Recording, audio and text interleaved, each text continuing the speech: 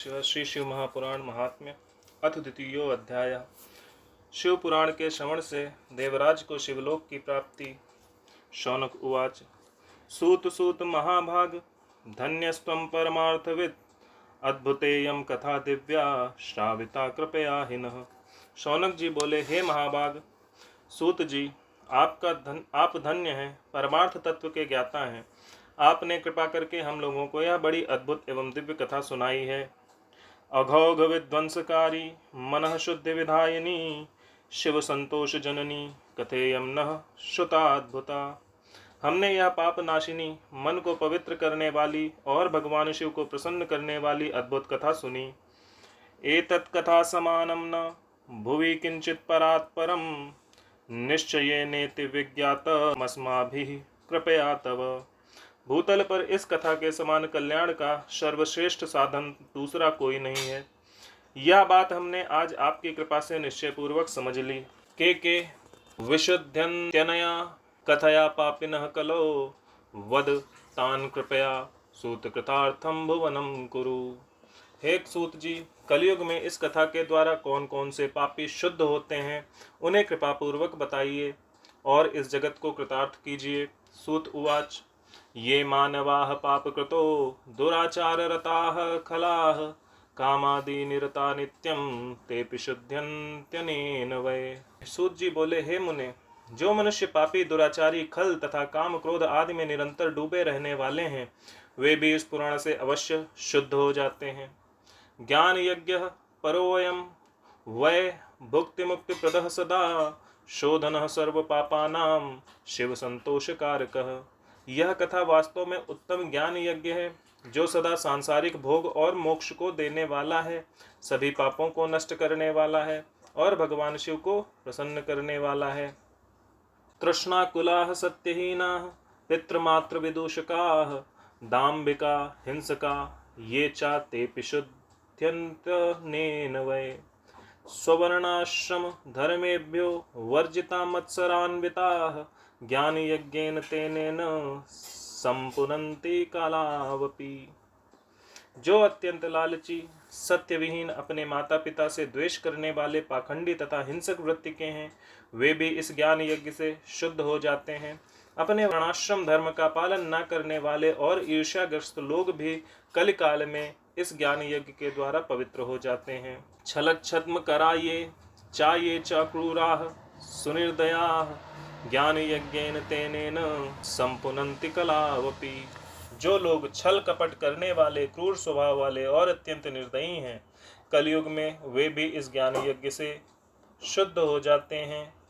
ब्रह्मस्व पुष्टाः सततम व्यभिचार रताश्च ये ज्ञान यज्ञेन तेनेन संपुनन्ति कलावपि। ब्राह्मण के धन से पलने वाले तथा निरंतर व्यभिचार परायण जो लोग हैं, वे भी इस ज्ञान यज्ञ से इस कलिकाल में पवित्र हो जाते हैं। सदा पाप रता ये च ये शठाश्च दुराशयाः ज्ञान यज्ञेन तेनेन संपुनन्ति कलावपि।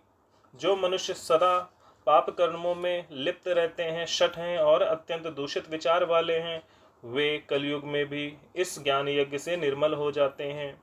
मलिना दुर्धियो अशांता देवता द्रव्य भोजिनः ज्ञान यज्ञेन तेनेन संपुनन्ति कलावपि। दुष्चरित्र, दुर्बुद्धि, उद्विग्न चित्त वाले और देवताओं के द्रव्य का उपभोग करने वाले पापी जन भी कलिकाल में भी इस ज्ञान यज्ञ से पवित्र हो जाते हैं।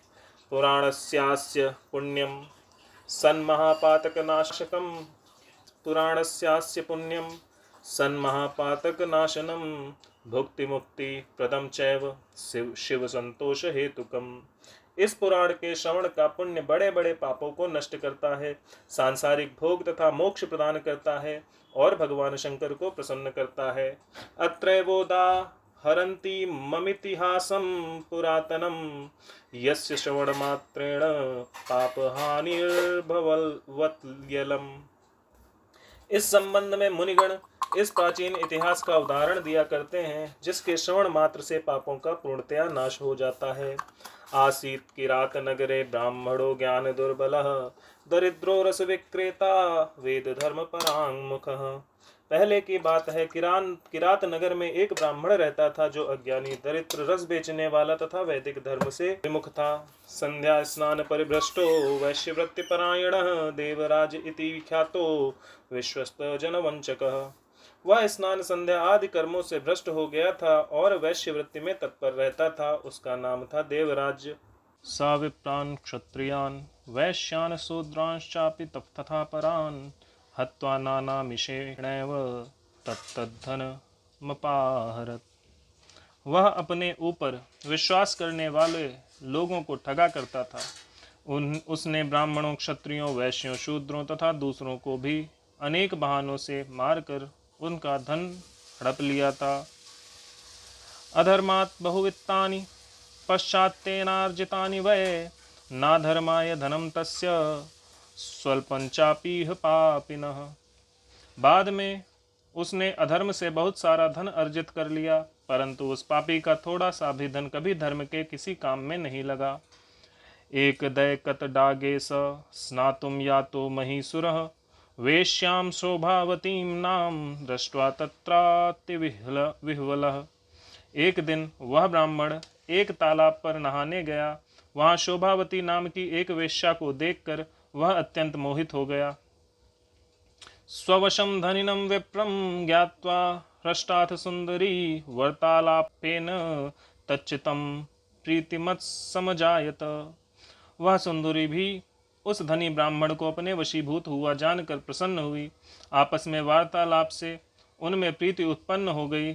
स्त्रियं कर्तुं सताम मेने पतिं कर्तुं च सा तथा एवं कामवशो भूत्वा बहुकालम विजह्यतु। उस ब्राह्मण ने उस वेश्या को पत्नी बनाना तथा उस वेश्या से ने उसे पति बनाना स्वीकार कर लिया। इस प्रकार कामवश होकर वे दोनों बहुत समय तक विहार करते रहे। आसने शयने पाने भोजने क्रीडने तथा दंपतीव सदा द्वौ तु व्रताते परस्परम। मात्रा पित्रा तथा पत्न्या वारितो अपि पुनः पुनः नामन्यत वचस्तेषां पापवृत्तिपरायणः। बैठने, सोने, खाने पीने तथा क्रीड़ा में वे दोनों निरंतर पति पत्नी की तरह व्यवहार करने लगे। अपने माता पिता तथा पत्नी के बार बार रोकने पर भी पाप कृत्य में संलग्न वह ब्राह्मण उनकी बात नहीं मानता था। एक देशा वशाद्रात्रो मातरम पितरम वधूम प्रसुप्तान न्यवधीदुष्टो धनम तेषां तथा हरत। आत्मनीनं धनं यच्च पित्रादीनां तथा धनं वेश्यायै दत्तवान् सर्वं कामी तद्गतमानसः। सोभक्ष्य भक्षकः पापी मदिरापानलालसः एक पात्रे सदा भोक्षीत सवेश्यो ब्राह्मणाधमः। एक दिन रात्रि में उस दुष्ट ने ईर्ष्यावश अपने सोए हुए माता पिता और पत्नी को मार डाला और उनका सारा धन हर लिया। वेश्या में आसक्त चित्त वाले उस कामी ने अपना और पिता आदि का सारा धन उस वेश्या को दे दिया। वह पापी अभक्ष्य भक्षण तथा मद्यपान करने लगा और वह नीच ब्राह्मण उस वेश्या के साथ एक ही पात्र में सदा जूठा भोजन करने लगा। कदाचित् दैव योगेन प्रतिष्ठानमुपागतः शिवालयं ददर्शासो तत्र साधु जनाव्रतम्। एक दिन घूमता घामता वह दैव योग से प्रतिष्ठानपुर झूसी प्रयाग में जा पहुंचा। वहां उसने एक शिवालय देखा जहां बहुत से साधु महात्मा एकत्र हुए थे। स्थित्वा तत्र च विप्रोवसो ज्वरेणाति प्रपीडितः शुश्राव सततं शैवीं कथां विप्र मुखोद्गताम। देवराज उस शिवालय में ठहर गया और वहां उस ब्राह्मण को ज्वर आ गया। उस ज्वर से उसको बड़ी पीड़ा होने लगी। वहां एक ब्राह्मण देवता शिव पुराण की कथा सुना रहे थे। ज्वर में पड़ा हुआ देवराज ब्राह्मण के मुखारविंद से निकली हुई उस शिव कथा को निरंतर सुनता रहा।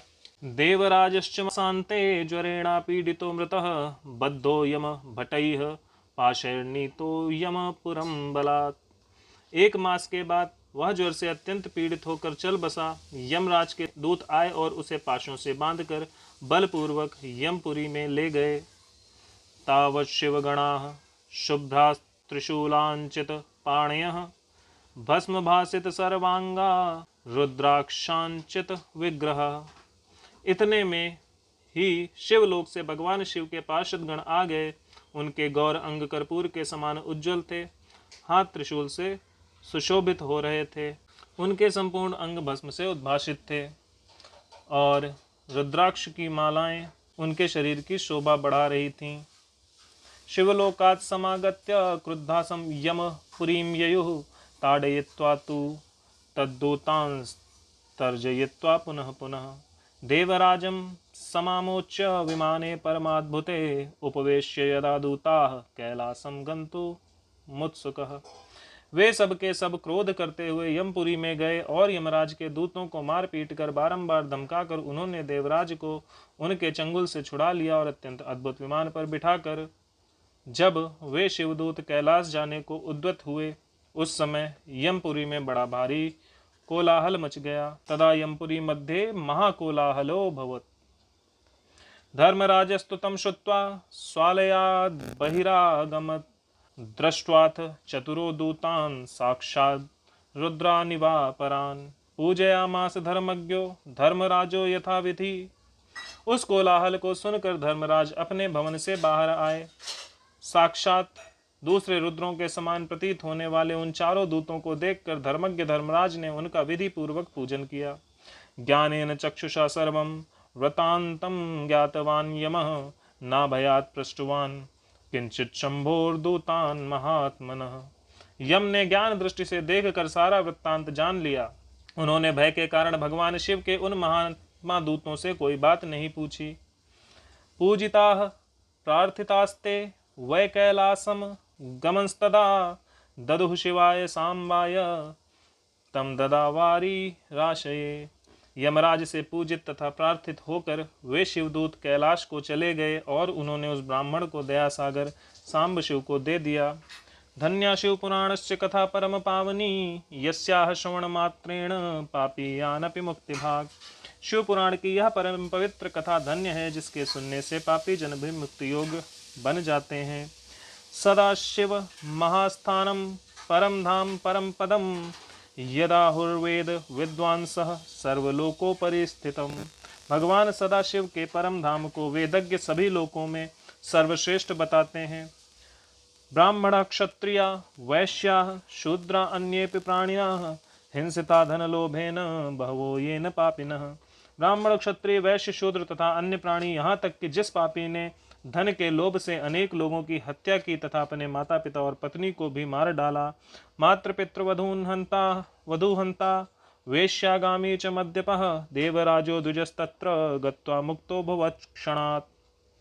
वह वेश्यागामी शराबी ब्राह्मण देवराज भी इस कथा के प्रभाव से भगवान शिव के परम धाम को प्राप्त कर तत्क्षण मुक्त हो गया। इति श्री स्कांदे महापुराणे शिव पुराण महात्म्ये देवराज मुक्ति वर्णनम नाम द्वितीयो अध्यायः। इस प्रकार श्री स्कंद महापुराण के अंतर्गत शिव पुराण महात्म्य में देवराज मुक्ति वर्णन नामक दूसरा अध्याय पूर्ण हुआ। नमः शिवाय। हरि ओम।